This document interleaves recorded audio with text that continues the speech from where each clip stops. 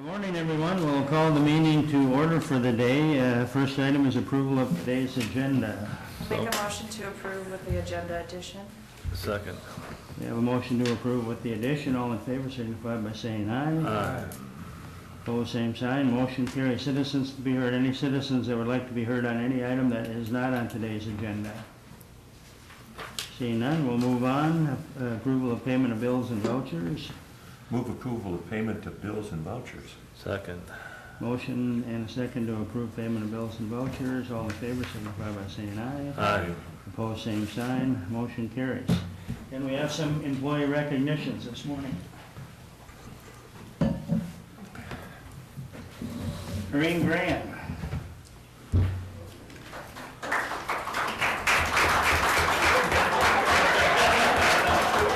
Oh, you can't get out with that easy. She was just gonna wave at us. Congratulations, Green, 15 years of service. We are very happy that you have served the county for that long, and I see you got somebody to say a few words, so thank you. So I have to say something nice. No, Corinne has been with social services for 15 years. She started in income maintenance. detox too, that's right. And then she moved on up to the 5th floor and joined social workers, and she's a full-time adult protection worker. She investigates allegations of adult maltreatment and neglect.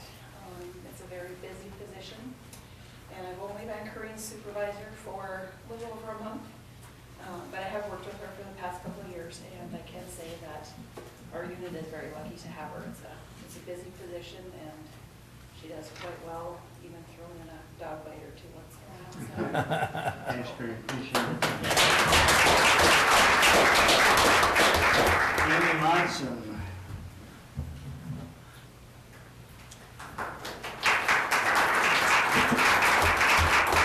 Good morning, Amy. Thank you. 25 years of service in social services. Wow. Thank you very much. On behalf of the town, we appreciate it. Thank you. All right, I have the pleasure of saying a few words about Amy. On behalf of Larry and I, Larry is her supervisor, unable to be here today, but one thing you have to know about Amy is she's constantly on a mission. So she is a speed demon down those hallways and everywhere she goes. So if you're ever in her way, watch out. She is on the go. She is a dedicated employee. She works in our income maintenance unit. Right now she's working in the healthcare programs and very complicated, complex programs, and she does an amazing job. We continue to have turnover in that unit, and she serves as a mentor to many of our new income maintenance staff, and so we've been thrilled to have her for the last 25 years for sure. So, thank you.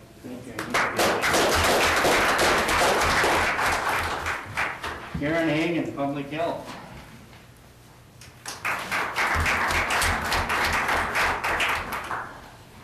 "25 years of service also. Thank you so much for all your service to the county. We appreciate it. Thank you. Thank you. Morning.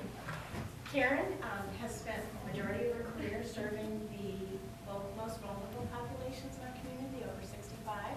It's interesting, she actually started part-time as a home care nurse when Clay County Public Health provided home care, and then trained in case management, which is what she's currently doing. She also serves the elderly in a lot of community organizations representing us. And then also, interestingly enough, in 2002, we had the smallpox vaccination clinics, and Karen was part of our disease prevention and control team, and she actually led the smallpox vaccination clinic. So it was interesting for me, who had only supervised her for a couple of years, to look back at all of the experience and things she's done. Congratulations, she's a great leader in our agency. Thank you so much.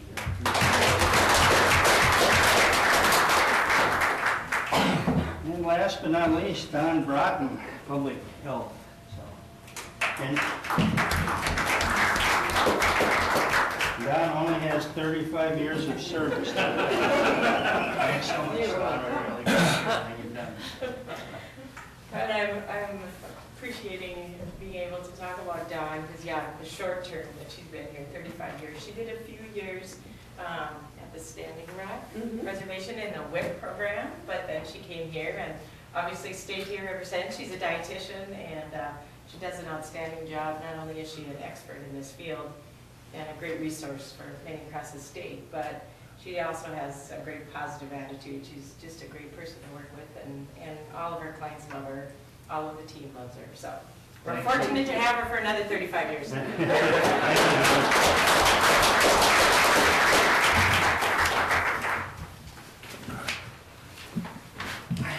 Okay. We'll move on with our agenda. Annual department update, Sheriff's Office, Sheriff Empton, Julie Sabat, Dave Tweeten, and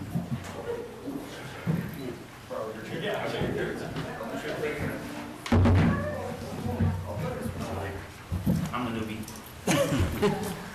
morning. Morning. Thanks for having us this morning. I'll start off, and then I don't know which two will go after me, but this is my first time here, so I'm just trying to figure out what kind of department update I'm supposed to give you. So I'm going to do just kind of a quick overview of 2018 and some of the things that we encountered here at the Sheriff's Office in 2018. Kind of started out to be a challenging year for us. Early in 2018, we had 2 deputies involved with 2 separate officer-involved shooting incidents. We also assisted with a 3rd officer-involved shooting incident that occurred on I-94. With those, we stayed rather busy in the spring of 2018 right away. In April, Chief Deputy Matt Ciro retired, and then Steve Lansom was promoted to Chief Deputy by Sheriff Bergquist. We did have several other deputies retire in 2018 as well, with Mike Honick, Lieutenant Brian Green, and Mike Trigg. We lost a ton of experience with these folks. We have hired their replacements, and we're getting those folks trained up as well. Cindy Sunday, one of our longtime office associates, also retired early in 2018 as well. In the summer of 2018, our department received a report of a missing person in the Hitterdal area. That turned into a homicide investigation. I can't go into a lot of details on that, as that is still an open investigation, and the guys are still working very diligently on that as well. We also moved into the new law enforcement center in July. As you're all aware, this is a much needed facility. We're very fortunate to work closely with the Moorhead Police Department to see that this facility would meet both the needs of the Sheriff's Office and the Moorhead Police Department. There were several meetings that went into the planning and construction of the law enforcement center to ensure office space, training space, and security needs were met, leaving room for future growth for both of our agencies as well. We truly appreciate the collaboration that went into the law enforcement center with Tim Dent with Clay County IT, Mark Sloan with Information Services, and also Joel Olson with Clay County Buildings and Grounds. This collaboration is still ongoing, as we're still got phase 2 of the correctional center being finished. There were several other people that were involved in that collaboration as well, just too many to mention. Phase 1 of the correctional facility is completed. Phase 2 is underway. I'll have Julie Sabat will highlight the correctional center with her presentation just shortly. In November, the citizens of Clay County went to the polls, elected a new sheriff for the first time in 16 years, and I was fortunate enough to be the top vote getter for that. After the election, there was a lot that we had to get done. We had hired 3 new deputies to replace Sheriff Bergquist, Chief Deputy Ciro, and myself. Those deputies are currently going through the training program, expected to complete it rather soon. One of them actually did complete the program last week. 2 of them will complete it on March 15th. We'll finally be back up to full staff after going several months running short. Gabe Tweeten, sitting to my right here, was promoted to the rank of Lieutenant of Emergency Management. He took over for Brian Green. Josh Schroeder was promoted to the rank of Patrol Lieutenant, and he took over for me in the Patrol Division. And then Corby Nelson and Eli Paluga were promoted to the rank of Sergeant. They're currently assigned to the Patrol Division as well. Lieutenant Chad Hagan, he's going to be transferring to the Investigations Division Commander. We're currently in the process of another promotional process to promote somebody to his support services spot as well. Steve Lansom, he will be staying in the position of Chief Deputy. I feel that his experience and knowledge in that position is much needed right now, and it would be very difficult to have 2 of your top 2 people brand new, and he has the knowledge, and I'm going to be keeping him in that position. Like I said, this is just a quick update of some things that took place in 2018. It doesn't account for all the other activity and work that deputies did. We were working short staff for some of 2018, so that brought some challenges for the staff. All of the deputies stepped up. They were able to pitch in where they were able to cover shortages, so the services to the Clay County community did not change. And I would also like to thank the Clay County Commission for your support to the Sheriff's Office over the past several years. You have been very easy to work with, and I feel that this great collaborative working relationship will continue in the future to accomplish many things. Thank you. Thank you. Go ahead, Julie. Okay. Julie, you don't have anything that happened in 2000? No, not a lot. We opened this little facility over there, but, so actually the first phase is done and we are in full operation over there. We are fully staffed the first time, effective last week. Our staff will be completely trained in within the next 3 weeks, and so we're pretty excited about that. That's the first time we've been fully staffed in probably a year. We are currently taking on boarders for other facilities. We are taking in actually quite a few from Ottertail County right now and the U.S. Marshals. The correctional facility build members and transition will continue to work on phase 2 that's coming here. We're looking at potentially an October start date where we can actually move in there. And the big areas over there will be our kitchen, our laundry, office space, and which is greatly needed. And we're pretty excited about moving into that too. But there's still a lot of things we have to work on that, and our transition team still needs to work on figuring out how certain areas will run. And it's a learning process as we go. And we have found that once we move into the facility, that things we planned had to be tweaked quite a bit. So we're expecting that for the second phase as well. The Clay County Jail Ministries has continued their services in our jail, and they're offering prayer service and support and visitation for those who are requesting it. But in addition, they've added quite a bit of additional training currently in our new facility. They're in there just about every day with their volunteers doing some type of programming. And when we get the second phase and we have more program space, they're going to expand it even more. It's a great benefit to the community, to the inmates. This is all free. And the good they're doing for our people over there, not just the inmates, but our staff, it's we can't even thank them enough, quite frankly. So we have our behavioral health unit operating. We've been averaging about 14 people in our 18-bed unit. In addition, Lakeland Mental Health is on board, and we have termed our project the River Project. And we call it the River Project because, as you all know, we named all of our pods after local rivers. Now, they meet with all of our inmates, not just the ones in our Maple unit. They have met with, since we've started it in October, 125 inmates. And they could meet with them once, or they could meet with them 20 times, but that's quite a few people they're serving in our community. And the end of March, we'll have our RAP officer, which is reentry starting, and they'll work closely with the River Project so that when these people leave our facility, they have a plan of action so that when they leave, they'll have housing set up, financial, legal matters taken care of, and a good plan so that they don't come back to our facility right away. It's really to reduce recidivism, and we're pretty excited about getting that up and running. The county board was very generous and allowed us to make that a full-time position, and so we're pretty excited about that, and that's coming really soon. Got a question on that. Sure. Do we tell them when they have to go to that unit, or how do they get into that unit, or how do they get involved? Yeah, there's a with it? couple different ways you get into the Maple unit. Right up booking, if we deem that it'd be in their best interest to be in protective custody, we'll place them in that unit. Sometimes we get a request, and we'll look at the request and see if it's a legitimate reason to be in that unit, or sometimes they just need to be placed there. So, it can be from our request, their request, or a medical request, quite frankly. Sometimes they don't have a choice. Okay. But they do need to be stable to be back there. Thank you. Yeah. Let's see here.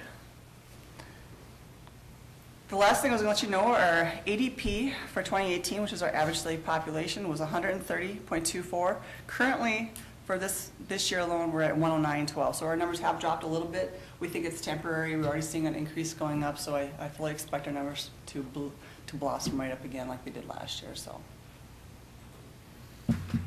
Thank you. Anything for Julie? Any questions? All right. Dave, it looks like you're up. I'm up. So I'll give you the emergency management update to the best of my abilities right now. To date, obviously, I appreciate you guys approving my promotion to the emergency management director back in January. I took over for Brian. In February, I was able to attend the HSEM Governor's Conference in Minneapolis. That's an annual conference hosted by Homeland Security Emergency Management. Many really good training sessions, breakout sessions in that, so I learned a lot. I made a lot of good contacts too, which was great.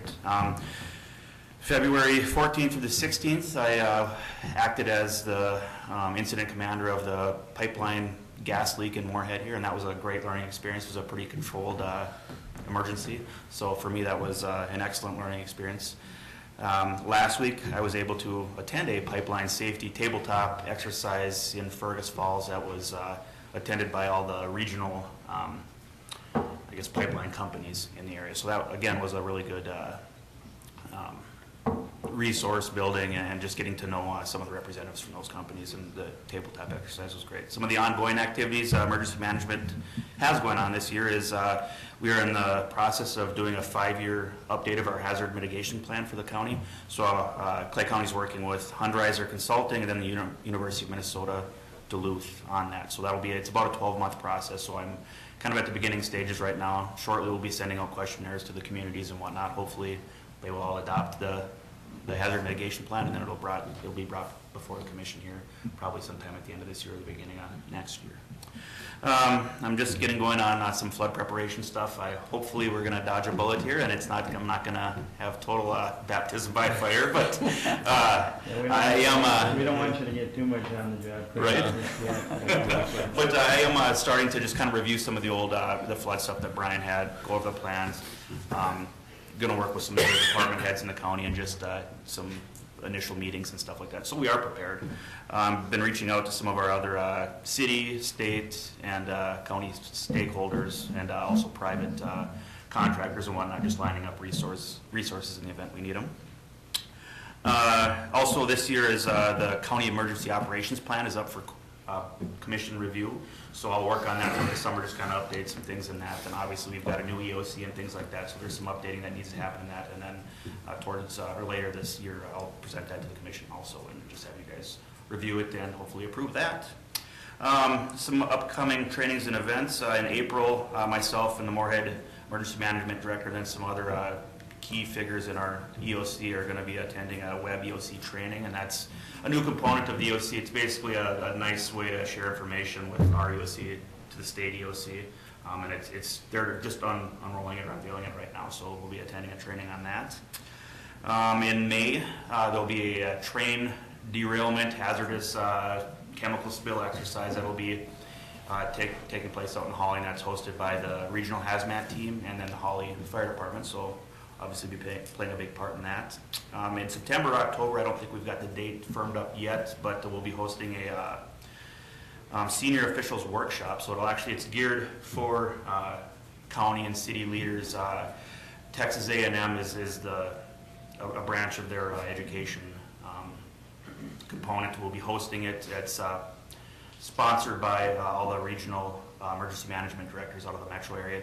I believe it's going to be at the Yumka Center, but so you guys will be invited to that. And it basically is to go over what community, county leaders, what their roles are during a hazardous situation. So I'm really looking forward to that. I think it'll be a good training for us.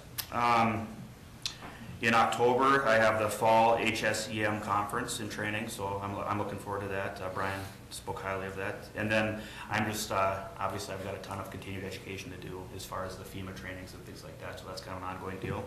And the only other thing I've got, bigger thing on the horizon is we're just going to do a full-scale EOC activation and training, just to better familiarize myself with that. And since we're in a new building, we need to actually do a full-scale operation on that. So, any questions? Any questions for Gabe or any of these fine people? Sheriff? I just have one more thing. On March 15th at 9 o'clock, I think Mr. Larson had already relayed the message to you folks, but we're going to be doing an award ceremony for 8 correctional officers. We'll be receiving life-saving awards. 2 deputies will be receiving life-saving awards, and 2 deputies to receive Combat Cross awards. If you could make it, we would definitely enjoy having you there. Thank you.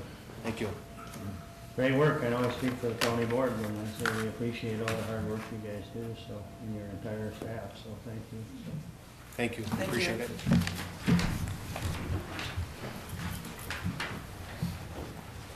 Steve got off got off easy today, huh? So, yeah.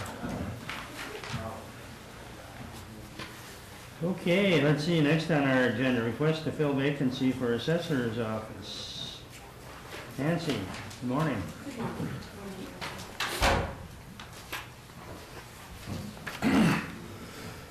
Yes.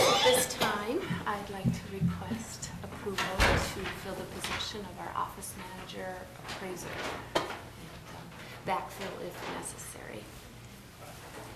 And maybe you did also I receive. think we did the get same that, so. Roughly $13,000 if the person was to start on step one. Send us that back. Yep. Well, I'm sorry to see this resignation come. I am too. He's been a great representative of Clay County and does fantastic work, so we'll definitely miss her. And we'll make a motion to approve the request with the backfill option. Second. We have a motion and a second to approve the request. Any further discussion? Hearing none, all in favor of the motion signify by saying aye. Aye. Opposed, same sign, motion carries. Thank you Well, very that much. was pretty easy, wasn't it? Nancy? Thank you. Thanks. Okay, let's see, moving right along. Request for full-time licensed alcohol and drug counselors. Kathy?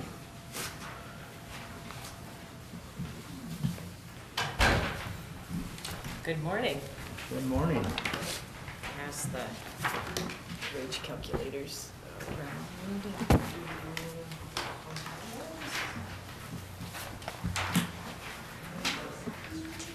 Thank you.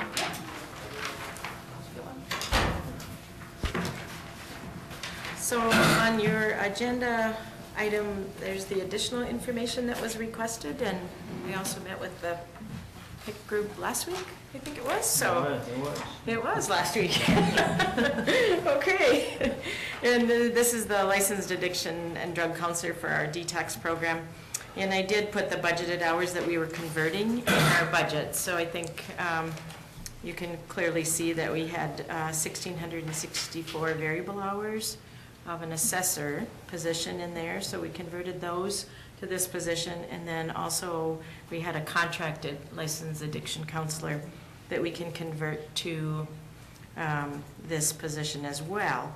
And then we have some unused RN hours. We have an open RN position that we haven't been able to fill, so we can apply those to this position, just January, February hours. So we do have enough in our current budget, converting those hours to the amount that we would need for this licensed addiction counselor. And I did put the Minnesota rule that is required to have a full-time equivalent for every 15 clients served. We have a 16-bed unit, so this meets that requirement as well. We still have some hours left for variable hour because there will be times when, you know, the full-time person will be on vacation or weekends and those kinds of things. So we'll still need some variable hour to cover for those spots because before a person can be discharged, they need to have an assessment. So we have enough variable hours to cover that as well. And then at the bottom, I did put, you know, in the last 3 years, we have had revenue over expenses in our detox program based on the revenue that we've been able to generate. Questions? Questions for, Well, I just want to say this is something that we had talked about, I think, 2 weeks ago at this board meeting. And Yep. while all of us understand the great need that's requiring this position, I appreciate that you came back with the finances to help us see a clearer picture about revenue streams and Sure. and where the money will come from. I encourage us to lobby at the state level for funding if it's going to be a required position, and it's such a vital issue going on. We really need to start advocating for some funding, and so Yeah. I'd be happy to help you with that if you'd like. Great. Thank you. That's my question. I mean, is this for the funding now? Is that for a 1-year thing, or is that going to be an ongoing funding, or is that? Yeah, Do we the have to funding look- that I presented is for the 2019 budget. So for 2020, do we have to go put more money into it, or is there funding coming for 2020, or how does this? That, it depends on our revenue that we receive and our number of, we do have a lot more clients that we're having that need to stay longer in our facility before they go to a treatment facility. And the various counties that provide those clients to us are paying, you know, their daily rate. So we are generating a lot more revenue. Okay. But yeah, we will be looking at other opportunities, even adjusting our daily rate as well. So we'll be looking at a lot of different options. I'll make a motion to approve you need backfill in this, or is this? No, we can just post it internally and, Okay. yes, thank you. We have a motion, do we have a second? Second. Motion and a second to approve the request. Any further discussion? Hearing none. All in favor of the motion signify by saying aye. Aye. Opposed, same sign. Motion carries. Thanks. Okay, thank Yeah, you. another thing on the agenda, Well, right? before quick we do that, can we did officially hear that we were not chosen for the detox grant, the big statewide grant, and we've identified that that's something that we're going to have to address in the county about expanding at some time. So I think we will continue to have discussions to see how we should address that need. Will there be any other opportunities to apply for those kind of funds? Or You we know, don't I'm or- not sure when their next round of bonding funds will come available, but I can certainly be in contact with them and find out if they have a plan Okay, that may be coming up. good. Okay, Okay, next thanks. item. Yeah. Now I'll invite Patrick Hollister, who is our, works on active transportation a lot in our, under our statewide health improvement program, so this is Morning, his Patrick. area. Morning. And Rory Beal's back there, he's the director of health promotion in this area as well. Well, thank you for putting this on the agenda. Clay County has participated in the Green Corps program since 2014. The Green Corps program is sort of a special Minnesota component of the larger federal AmeriCorps program. In the case of the state of Minnesota, Green Corps is administered by the MPCA, Minnesota Pollution Control Agency. Every year, the MPCA deploys somewhere between 40 and 42 Green Corps members. These are young people, generally recent college graduates who work for a year in various organizations around the state of Minnesota. We have had the pleasure and the honor of hosting one between the years of 2014 and 2017, and we're currently hosting one between 2018 and 2019. The application to be a Green Corps host site for 2019-2020 is due March 22nd. One of the components that's required as part of that application is a resolution adopted by yourselves. And so we're here this morning requesting that you adopt said resolution. Thank you. Any questions for Patrick on this item? I just have a question in regards to what the active transportation strategy is. Is that physical active, or, I mean, have we, and with that, have we been part of the MetroCog planning for transportation issues in the metro? Yes, so Kathy mentioned the statewide health improvement partnership. That is the state grant that funds my position. I'm the active transportation planner for Partnership for Health, which means I work in Becker, Clay, Otter Tail, and Wilkin counties, primarily on biking and walking issues, also handicapped accessibility to some degree. That includes the Fargo-Moorhead metro area, and I have the pleasure for the last several years of serving on the FM MetroCog Bicycle and Pedestrian Advisory Okay, Committee. great, thank you. Thanks, Patrick. Any other questions for Patrick? Yeah, this has been a good thing for us, so. Board's wishes? I'll make a motion to approve resolution 2019-14. I'll make a second. We have a motion and a second to approve the request. Any further discussion? Hearing none, all in favor of the motion, signify by saying aye. Aye. Opposed, same sign, motion carries. Thank you very much. Appreciate it.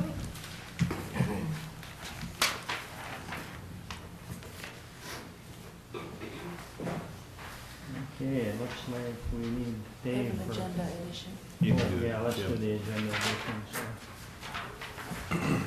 Okay.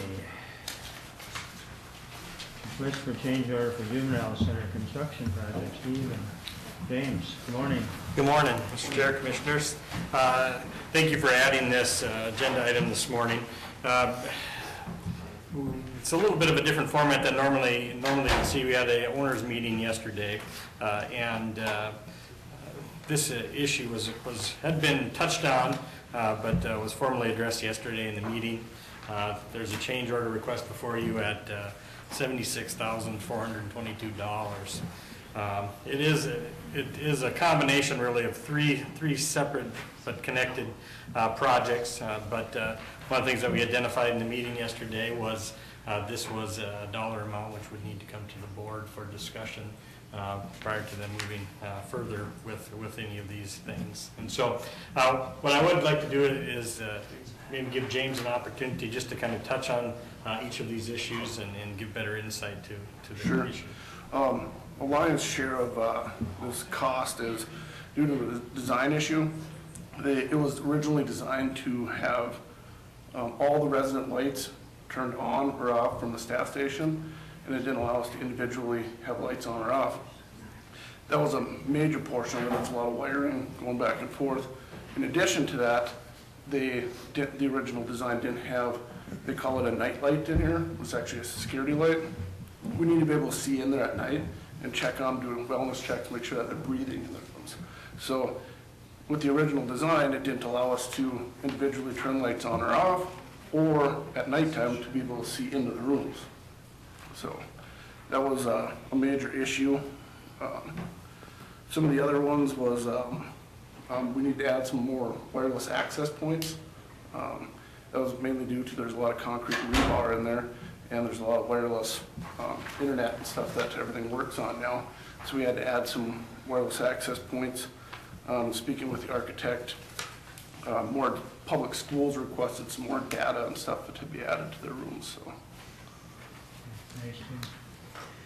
Yeah, I was at the meeting yesterday, and it's a little disappointing on a amount this much, and I'm not sure if it looks like it's something that should have been, determined by the architect at the time of the plan, but I guess at this point, that's neither here nor there, but it is disappointing, so. Any other questions from the board on this issue? We did have lengthy discussion about this, and nobody's happy about it, but it is what it is, so it's. Mr. Chairman, does it come out of our contingency fund? It will come out of our contingencies, yes. And that will probably about take care of our contingency. That's the owner's contingency, not? We'll have utilized all of our owner's contingencies, and we'll have, we've done the same process we did at the law enforcement center and corrections facility in utilizing, taking the funds from the contractor contingency, but we've now reached the point in the contractors that they don't feel comfortable going any lower than that, and so. So it's of concern because we're about half done with the project, and now our contingency will be gone. So I'm sure we're going to have some other issues we have to deal with in the future. So on a project like this. So, okay, on the board's wishes. Well, I think we've also determined that these are needed in terms of functionality and safety. So I will make a motion to approve the request. Second. We have a motion and a second to approve the request. Any further discussion? Hearing none, all in favor of the motion, signify by saying aye. Aye. Opposed, same sign, motion carries. Thanks. Thank you.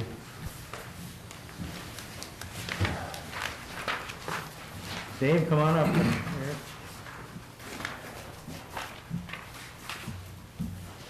You still got backup with you, huh, Dave? I do, So for a it's couple good, more so- weeks, but it's, the weeks are coming and going quickly. I think our first ad hit the newspaper for the assistant engineer on last Sunday. So I haven't gotten any applications yet, but Thanks, sir. we do have we got over 20 for our admin assistant position that we're looking for. So Oh, well, that's good. yeah, we've had some good interest there. Thank you. Eric's handing out a little exhibit from our Glendon project, as well as showing our 2019 construction. We don't have a lot of construction, but put a few on there that we can briefly talk about. My first item is our departmental update.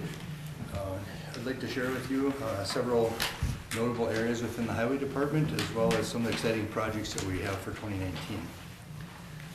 First area I'd like to talk about is our staffing. This has been one of the more complicated and time-consuming areas over the past year. In the past 12 months, we've hired 11 employees. So over 30% of our entire department's new. I think things have went well, but nonetheless, it's very time consuming, and I feel like we've gotten really lucky. We've been able to find good qualified employees, and they've done a nice job for us. We did add one new position in 2018, the road foreman. It's been working out really well. This past couple of weeks, we've actually implemented that position quite a bit, doing road inspections and checking things out in the mornings. And one of the main intent was to take a lot off the plate for the road superintendent. It's just a lot of work having 20 guys underneath him and the entire county to go take a look at. And, I really appreciate it, and I think that's been working out pretty well, that position. Our department contains 31 full-time staff, 11 part-time or seasonal staff who either plow snow, work on maintenance crews, or the student summer workers that we hire. We are looking to hire 2 full-time employees, the assistant engineer and the admin assistant. We're looking at 6 seasonal student workers, an additional 2 seasonal maintenance workers, and 2 part-time mowing operators.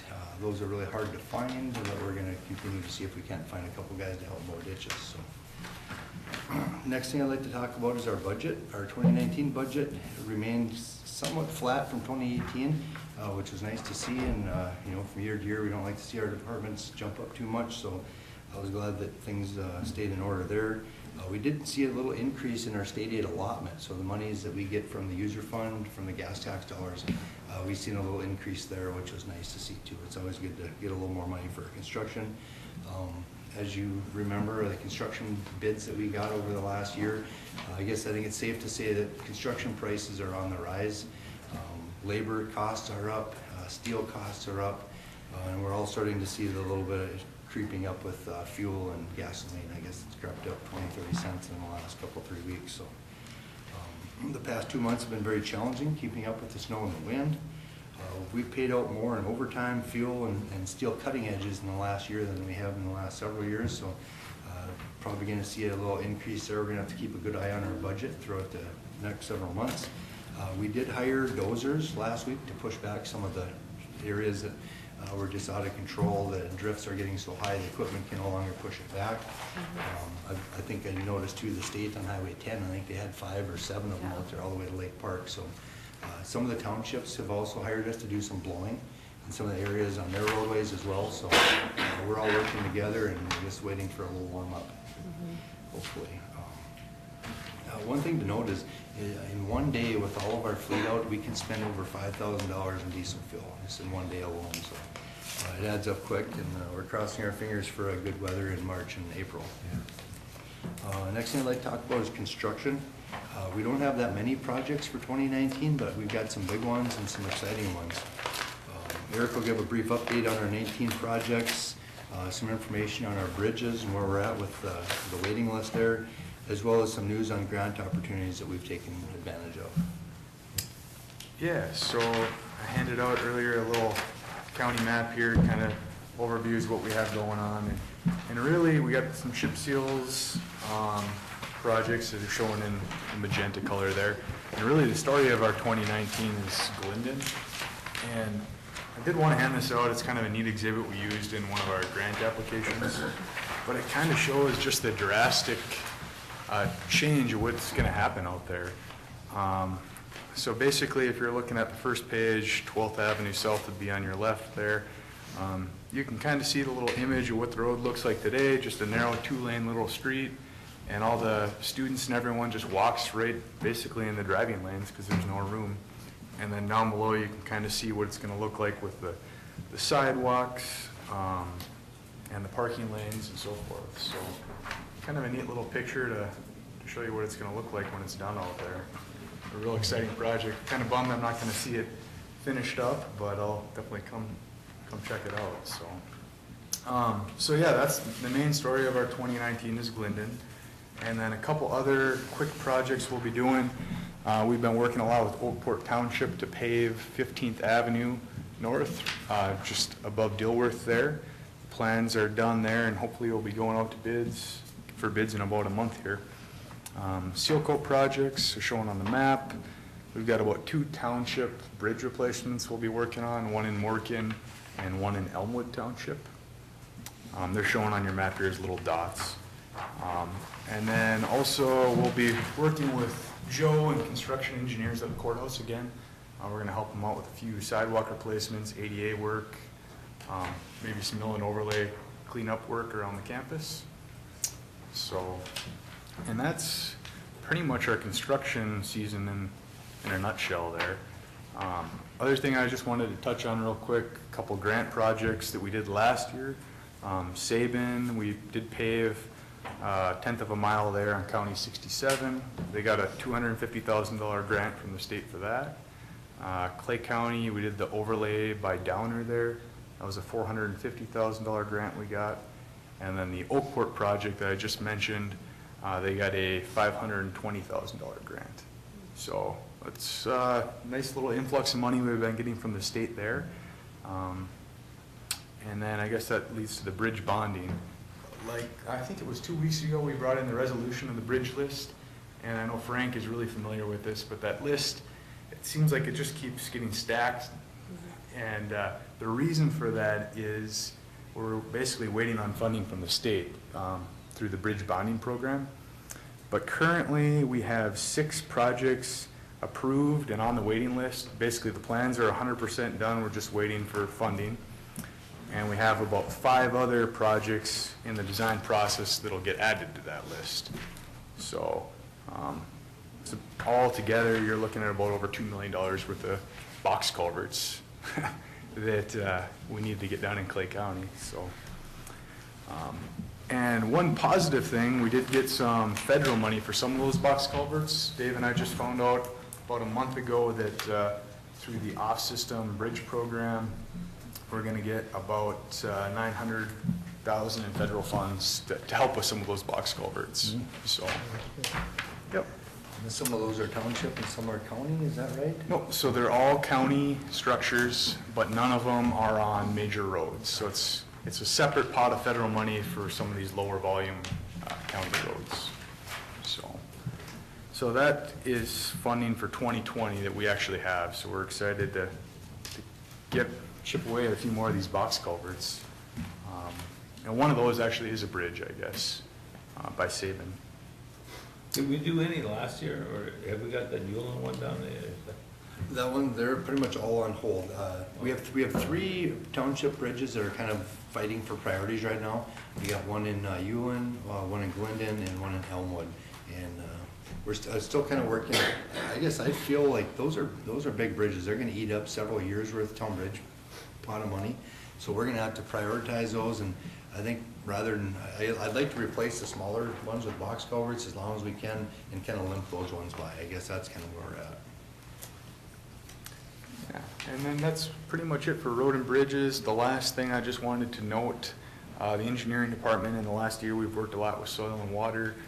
We've actually went out and surveyed and designed a few of these sidewater inlets. And we've been working a lot with Gabe, and it's just an option that some of the farmers have with this new buffer regulation. They can put an alternate structure in that basically eliminates some of that erosion into the river. So, so yeah, that's kind of the engineering and construction side in a nutshell. Questions for these gentlemen? I want to go on those bridges and stuff. Are there any of them that are close to saying that we can't use them anymore, or are they all? So we look at. Are they safe enough yet? Yes, yeah, we look at them every year and we rate them, and then if they need to be load posted down. So to answer your question, I don't remember any of them that have had increased or decreased load postings, I guess. So if and when they come to that, there's a program in place. If it's a structure on a township road and they don't want to close it, there's legal language in there where the county engineer can work at closing it. Just, we don't want something left open, someone's going to have an injury or have an accident on. So we don't have any structures like that. Okay. Other questions? Thank you. Appreciate it. I do have a question on a comment you made at the board last week, and it didn't really register with me until I had time to think about it. So we've been working with the pollinator project, And I know that we have an enormous amount of snow, which is why you've got some major overtime issues. But you'd mentioned that Saban was going to burn those piles. Yeah, when I talked to them, they said they could help us with it. Right. So my question is, what is the incurred cost that it will add to have Saban come out there? Are they working on training hours? That's kind of the wild card, I guess. Okay. I think if it does cost money, I don't think that's probably gonna be an option. We'll have to try to do it in-house, but Okay. I've been trying to get out with Randy to have him go take a look at it, and we haven't been able to touch base. Right. But that was one of my first questions to him, is Okay. how does that work? Is it, I'm hoping it's a training exercise? And I'm just wondering, because I'm thinking back to when we had, I think they helped burn some of those Crestwood properties, and okay. it seemed to be that was a major issue in terms of Really? you couldn't put smoke in North Dakota, and there had to be monitored for 24 hours, and so I just want to make sure we hammer out any of those concerns, because I think we've kind of exhausted what that grant dollar Okay. was, and so let's just have some conversations in terms Okay. of that. I'm fine with whoever's gonna get it done to Sure. get the rest planted, but I was Yeah, just curious. I was kind of worried about cost too, and I Okay. haven't quite got an answer on that. Okay, thank you. I do have one second item on the agenda for today. Okay. It's approval to replace Unit 124. This is our semi-tractor that we use to haul our heavy equipment. This is the current model is I think it's a 98 model. It was purchased in 98. I think it's actually like a 94 model. It's a 1994 International. It was purchased in 1998, used. We did put money aside in the internal service fund. However long that was set up in the replacement program, it's since stopped and there's no new monies coming in there. And we talked about this over 10 years ago, and we've started looking for another used replacement back then, and priorities changed, and the truck, you know, it was still meeting our needs. Some of the things that we haul have gotten bigger and heavier, and like I said, this piece has gotten a little bit older. We'd like to replace it. Like I said, it's kind of been on our list for 10 years, and we've been kind of kicking it down the road as long as we can. We did find an exceptionally good used truck. We've been looking for the last 2 months, and for some reason, one reason or another, the used trucks that we're looking at in our area anyway are really hard to find. There's really not much out there. We were lucky enough to find this one. It's up in Crookston at a dealership. They acquired it from the DNR. There's only 104,000 miles on it. It's got a triple axle on the back. It's an exceptionally nice truck. It would make, you know, there is enough funds in the internal service fund, actually more than enough funds. The dealer put new fenders on the back. It's got new tires and new brakes on it, and super clean. I guess I think it's a good time to make the replacement. The one thing that came in fairly quickly, we really didn't talk about it at Highway Committee. I did kind of share the information with both commissioners on the committee, and they asked if I'd just bring it to the board and see what the wishes are. Okay, questions? I'll make a motion to approve the request. Second. Motion and a second to approve the request of the purchase of the truck. Any further discussion? Hearing none, all in favor of the motion signify by saying aye. Aye. Opposed, same sign, motion carries. Thanks, Bess, and we appreciate all the hard work your staff is doing, Dave, right now. We know it's Nice to tough switch times, gears. so we do appreciate it, so please pass it on to everybody. Yeah, thanks to your crew. Okay, let's see, we're at committee reports. I didn't mention that Commissioner Campbell isn't here today. He's at the Becker County Commission meeting and then on to the Otter Tail County Commission meeting today to discuss the FM diversion issues with those two boards. So, Jenny. Thank you. Last week I attended the PIC committee meeting. We addressed one of the issues earlier with the license addiction counselor, and we discussed an update on the wage study. There are about 11 different points that we talked about clarifying what we wanted in terms of what they looked at and making sure that there are comparable job titles, and if there's not, making sure we're addressing that. So we'll have another meeting here in the next couple weeks to discuss more on that. That evening I attended the Planning Commission meeting. We addressed two issues. The same property in Oakport Township, a request for a platted subdivision, 16 lot subdivision, and there were some neighbor concerns in terms of the amount of subdivisions that are going in up there, but I really feel that we're going to address any drainage or nuisance issues with the permit conditions that we put on that. We did then, that was recommended to this county board, we'll see that shortly, and then we also approved the request for conditional use for that. Later on in the meeting, we had one application for the planning commission seat opening that we talked about advertising. The person that had gone off the board was from Barnesville, so I was happy to see a Barnesville resident had applied for that. The person was, we did take action on that, right? Yes. So we did take action unanimously to appoint Steve Mortensen to the board. Steve's been a lifelong resident of Barnesville. He's currently serving on the Barnesville Planning Commission, so I felt like that was a good addition to have his expertise. We invited him to this board. He works in Wapaton, and that would be slightly challenging for him, but that's an exciting appointment. I attended the Diversion Authority Land Management Committee last week. There were several different updates in terms of the property acquisition programs and appraisal services. There were some RFPs for that. In terms of lands outreach, there were a number of letters, about 500 letters that went out on Friday to property owners that would be affected by that.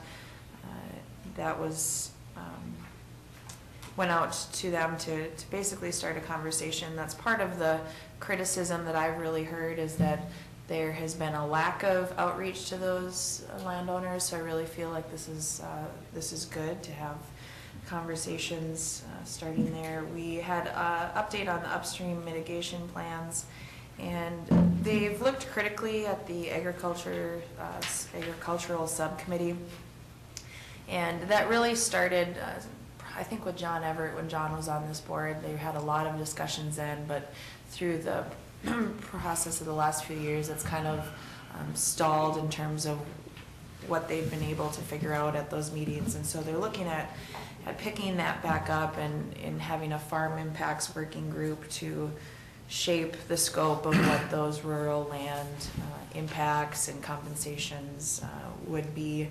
So that will be going on shortly. I think they're going to pick that back up, and it'll be a smaller group than it had been in the past. Probably a Buffalo Red member, a commission member from this board, and I don't know if we have any say in that, but that's something that I would hope to be able to serve on, just because of the representation from Southern Clay County. But that concludes that report.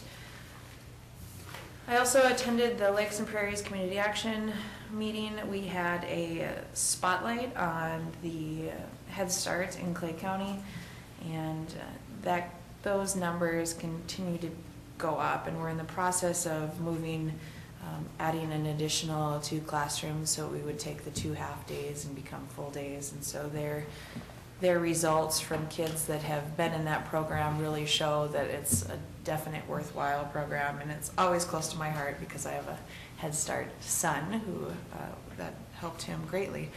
We have a opening for Wilkin County Commissioner. Next month we will meet Jonathan Green, the new Wilkin County Commissioner, and talk to him about that. We discussed the annual budget and passed the annual budget, and also re-elected 3 members to that board. And I think that concludes my reports. Thank you, Commissioner Gross.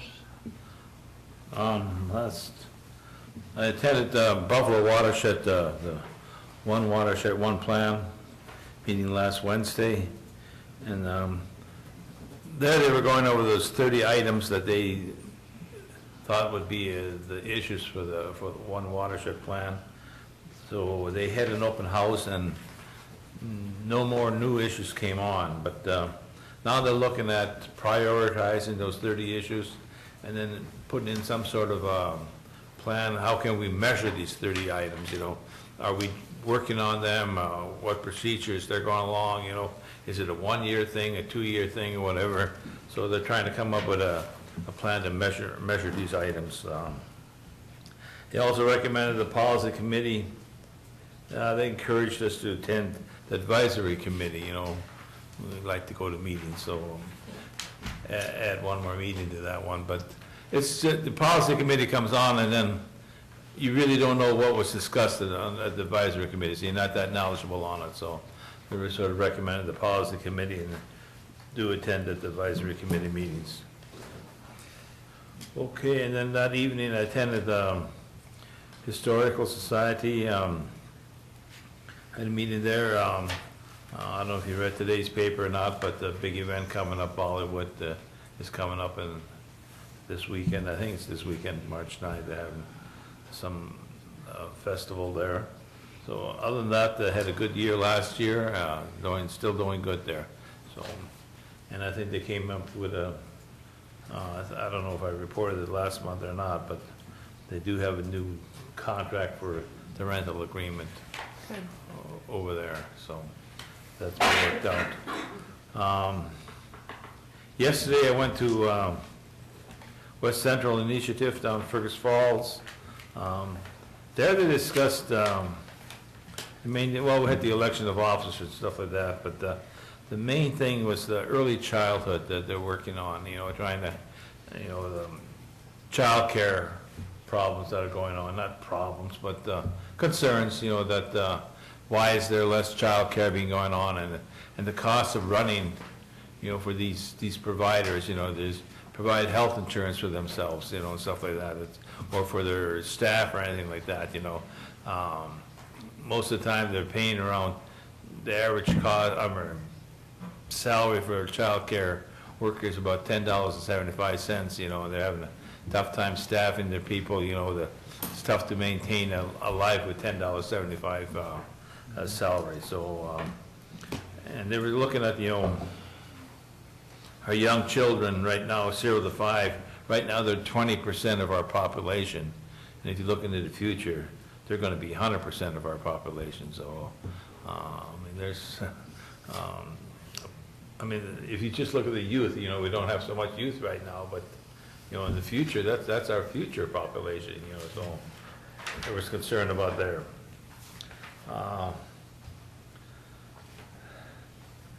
There's money spent, I guess they need more money for special education, more in I'm trying to read my notes here and having a tough time. I guess there's just discussion as far as with the child care. That was the main thing. They were looking at the dental network. They're doing some dental clinics. They're going around to the schools and stuff like that and doing some dental awareness and stuff like that. So those are my 3 meetings. Commissioner Haney. Thank you. On Tuesday, February 26th, I attended the Clay County Collaborative Governance Board meeting. And we had an update from the Truancy Intervention Program, which is administered by the village on our behalf. We also had budget reviews for fiscal year 2018 and 2019. And then they cleaned up some of the bylaw language in the governance board. And that was it. Thank you. Oh, thank you. Okay, let's see. I had a PIC meeting, and I think we already discussed that issue with public health. I had a Prairie Lakes meeting, solid waste in Perham, and that continues to go well compared to what we were going through for a few years, and everything is in order and on track, and the bills will be paid, and I think that's doing well. In a solid waste advisory meeting, and let's see, we've got Larry Henry, he is retiring the end of the month, and Commissioner Campbell and I got together with Kirk about restructuring his staff, and he's got some ideas on that, and we'll probably be bringing something forward to the board in the near future. Let's see, I had the jail and detention construction meetings yesterday, and overall everything's going pretty well. We had, our issue this morning we talked about, and that is what it is, and we'll have to work our way through that. And I had a diversion authority meeting last week, and there was just general business and committee report updates, and we had a report on the trip that some representatives from the area made to Washington DC, and sounds like everything went well there, and I think there'll probably be some good news coming out on that in the near future. So that was it for me. Steve. Thank you, Mr. Chair. Commissioners, on Tuesday of last week, I also participated in the PIC meeting. It's been addressed. I met that afternoon with Holly Whitty from Lakes Country and just kind of overview of some of their programs and our different relationships that we have, training opportunities. That evening, I did attend the Planning Commission that Commissioner Mojo discussed. On the 27th, we had some further discussions on the management retreat that we've talked about. We're looking at still continuing to set a date. I know that we talked about early April. We've been working with AMC and wanting to have a speaker in the morning that kind of deals with the recruitment and retention, but maybe with a little bit of spice, and so we're trying to work with that person to figure out what date works for them. And then in the afternoon, we're looking at doing some strategic planning for the county. I attended on the 28th the Solid Waste Advisory Board that Commissioner Whalen spoke on. That morning, we talked with David Drowns with Darren on some of those wage study issues that we addressed at the PIC meeting on Tuesday. Participated in a series of diversion meetings and committee meetings over the last week. Yesterday, I met with Rhonda Porter on a series of different topics at social services. And I also participated in the owners meeting and the LEC meeting for the jail and the law enforcement center owners meeting. Just a couple updates. The FEMA maps that we've been waiting for through Houston Engineers. Houston Engineers was notified that they requested additional information, FEMA did, and so we're still waiting on that, on the map revisions. And so they're hoping that will be coming out soon. Houston has said they've never seen a situation like this. Did they request extra funds? They have not requested extra funds at this point.